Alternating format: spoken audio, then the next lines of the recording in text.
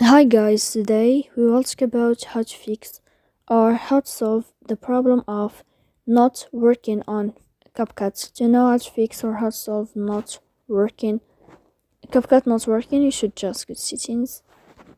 Here you can click apps, default apps, app settings. Then this list you will enter to CapCut. As you see here in this page of app info, you can click on first stop and you can click OK. Here we'll enter to the window of storage. Then you can click clear cache. Don't click clear data because that can cause you errors in your app.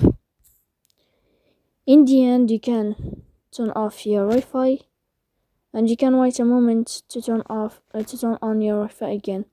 So please don't forget to support us by like and subscribe. See you next time in another video, and thank you for your attention.